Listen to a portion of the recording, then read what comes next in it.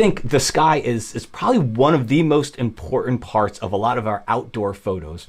And I want to do a tutorial here where we can take a look at two popular ways to work with the sky, right? One which is new, which is Select Sky, which is fairly new inside of Lightroom and Camera Raw, and the other one's a graduated filter. The problem is I think Select Sky is sometimes getting overused in places where it shouldn't. So I want to show you a few examples where you can see where I think each one has its merits and can do a little bit better based on the photo. All right, keep in mind as we're going through this, I'm using these masking tools. There are 10 different ways to do everything. Sometimes you add and then you intersect and then you subtract.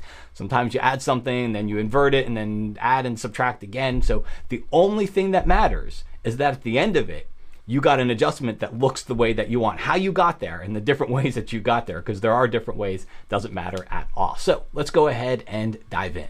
As we take a look at this photo, really simple example, but I think it'll help demonstrate really well, especially for us to start off with. We're going to head up to our masking tools, okay? Because essentially, you know, we've got the sky here. We can pull down the whole exposure. I actually like the exposure of the foreground. I might pull it down just a hair, but overall, I like the exposure of the foreground. I think the sky is a little bit brighter than I wanted. And of course, globally, we can do it with highlights, but that's going to bring down the highlights in the whole photo. So we turn to our masking brush here, which, by the way, is exactly the same if you're using Adobe Camera Raw. So don't feel like you have to be doing it inside of Lightroom. The same exact tool exists in Camera Raw. And we've got two ways that we could adjust the sky. All right, we've got Select Sky, which is going to do a good job of finding the sky. And by the way, I have a black and white overlay turned on here. As I hover over and look at these, you can go to the little pop-out menu at the bottom of your masking panel, and I have it set to white on black. Just for purposes of this tutorial. I actually don't do this because I don't find it very helpful, but for the tutorial, it'll help us see what's going on here. And then what I can do is I can make the sky darker. So Select Sky is going to select the entire sky. You can see what it did here, but it's not going to do so in a feathered nature, in a nature where there's fall off. And what I find is that sometimes that fall off is very necessary. Light falls off in many different places of our photos. And I think when you're going to make an adjustment to how bright something is, I think you have to take that fall off into account. But Select Sky is one route to go. All right, I'm going to undo that a couple of times here, and let's get back to where we were. And then the other way that we could do this would be the linear gradient. The way the linear gradient works, let's bring the exposure setting down here, maybe even a little bit of the highlights down. The way the linear gradient works is I hold down the Shift key if it's a sky, and I just click and drag down. All right, and so what you're getting is you're getting a graduated type of gradient. If I hover over the mask there, you can see where it goes from white to black, where it's a transition. There's a fall off there. And to me, that's a more natural way to do something like what we just did here. Right? Especially if you've got a horizon line. The sky in some of your photos, and this isn't always going to be a rule, so I'll turn this off. The sky in many of your photos, especially if you're pointing toward where the sun is going down, the sky will tend to be, and also the wider lens that you're using, so the more sky you're including, will tend to be darker up at the top, especially with a super wide angle lens. You're going to get, you're going to get the sky that's probably overhead. And it'll tend to be darker, and then it'll start to get lighter down toward the horizon. So you've got to understand that when you're doing your editing. So to me, a graduated filter in this case would be the way to go. I can pull down, let's turn that back on. I wouldn't go down that far with it, but I can make that a little bit darker. I can even go down here and go to my saturation, maybe boost the color, maybe make it a little bit warmer with the temperature adjustment. But now I'm doing something with an adjustment like the graduated filter that I think suits itself better to this type of a photo, all right? And that might even be a hair dark for me, but somewhere around there. And sometimes highlights are a good way to go for if you're gonna use the graduated filter over the sky, because sometimes the whole sky doesn't need to get darker. Maybe sometimes just the bright areas need to get darker, okay? So we can turn that off and then back on. You can see it's just a nice way to, I think, unobtrusively darken the sky and do it in a natural way. So that's where I think the graduated filter works well, where Select Sky doesn't. Even though we think, oh, it's got a sky, let's just go straight to that. It's a new tool. It's got to work better. Not always the case. Now let's go to the next photo. quick 60 seconds to let you know that if you like what you see here, I have a very affordable course that I just released called No Light, No Problem Volume 3. The idea behind this course is that the light doesn't always line up the way that we want to. When we go to a location, sometimes we just get what we get and we can't get there at another time. And that's where this course comes in. Not to say that the subject and the composition aren't incredibly important, they are. But sometimes when those line up and the light does not, there's a lot of things we can do inside of Lightroom or Photoshop to help craft and make that photo what we hoped it would have been when we were there, or the idea of what we think it should be as the person who took the photo. So I encourage you to swing by and check it out. Very affordable course, packed with content, packed with ideas to just give you that creative boost to get in there, relight your photos, do some different things with them, and help create what you actually saw inside of your head. Okay, let's go ahead and jump back in.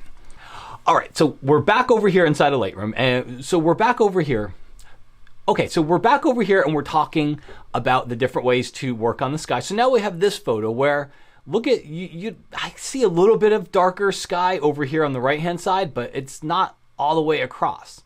So when I go to my masking tools, I could go to the linear gradient, just like I did before. And one of the problems I'm gonna run into when I start to drag that gradient down and make that sky a little bit darker is you can even see it. It's starting to make the trees almost look like silhouettes. And I know that they weren't, all right? I usually take either a physical note or a mental note when I'm taking a scene on how much, on a scale of 1 to 10, how much detail do I see in the foreground? So this foreground looks very similar to what I saw with my eyes.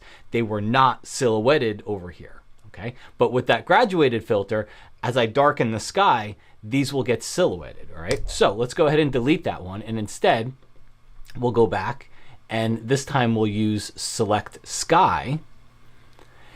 And for me, I think Select Sky does a nicer job in this one. Again, I might pull down the highlights a little bit, pull maybe not so much on the exposure, maybe even more on the highlights overall, somewhere around there, okay?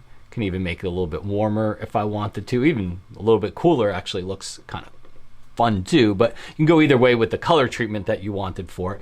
But to me, in this photo, Select Sky worked really well. Now, if I wanted to combine the two in a way where I was getting some of the best of both worlds, because you can see the top right is still a little bit darker than the left-hand side, which I don't think particularly looks really, really bad. But if you wanted to, you could always go to your subtract, and I could subtract with a linear gradient on this one, and I could just drag that linear gradient from the top right down. And now, in a way, I'm actually mixing the two, right? I'm getting the benefits of Select Sky, which is to perfectly or almost perfectly select the sky and take care of all that work for me rather than me doing it manually.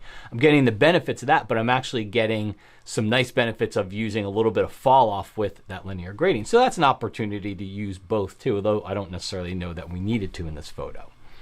So then let's go to a photo like this, where we're gonna have to get a little bit creative, because I don't think either tool is necessarily doing what we want to do in this photo. So if I go up here to my masking tools, I know I can pull back the exposure on the photo. I know that there's detail up in that sky. All right, I exposed it to capture all the detail in the foreground here, but I know that there's some detail up there in the sky. So what we can do is go create a new mask. I could go to Select Sky, and the problem is it's perfectly, almost perfectly selecting the sky, but there's also a lot of atmosphere going on in here. And that's when I find that sometimes it doesn't work quite as good. So again, we can reduce the highlights, we can reduce a little bit of that exposure if we wanted to, even boost up the saturation, because there are some blues up there coming through some of the clouds. But to me, that almost looks like the sky is like a sticker. It's like, or the foreground is a sticker that we pasted onto a dark sky. Like, it just looks, there's too much of a difference there. There's almost too good of a selection. So I think something that was a little bit smoother would work. Now, so let's go ahead and let's delete this layer. Okay. And then from here, we can create another new mask, and I can go to the linear gradient, and I can drag this downward. And I can reduce the exposure, reduce the highlights, boost up the saturation a little bit there. And what's the problem that we're having? I like the fact that I'm getting a nice smooth transition throughout the sky here. I think given this sky, that would be a little bit more natural. Okay, so I like the fact that we're getting a nice smooth transition. What I don't like is that it's starting to encroach, just like it was on the trees. It's starting to encroach over here onto the foreground. Okay, well, we have a way around this. All right, it's a little, got to follow me because it's a little bit interesting in how we get there.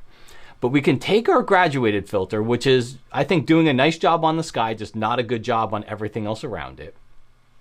We can subtract the sky, which is actually not going to give us what we want, right? But I'm going to click on it, so I'll show you. What I just did is I have that graduated filter. I can hover over and show you what you see now. So we had the whole area. That was before, right? And then we subtract the sky. And now what we get is everything but the sky, which is the sky is actually what we wanted to nicely add that graduated filter to, right? So now we can go in here and go to that sky, that little sublayer inside of it. See where it says sky under the mask there? We click on the pop-out menu and you just choose invert and watch what happens. Look at that. So now if I hover over, now I'm getting the graduatedness of the graduated filter. You can see how it goes from white to a light gray there. It feathers off. So I'm getting that feathered feeling that I wanted, but at the same time, I'm not working on the foreground. Now, overall, I think it's too dark, so I wouldn't go that far. I'd probably pull back more on highlights, but not necessarily quite as much on exposure there. But that gives me a really nice way to combine some of the tools, use them together to create the best of both worlds, really, to get us that natural look. Also, if you like this tutorial, I've got another one on relighting a scene. It's free to watch right here, but this is a good one to go to if you're, not necessarily the sky, but using some of the same similar concepts to relight different areas of the photo in case the light was flat. So if you're looking for another tutorial, that's a great place to go next.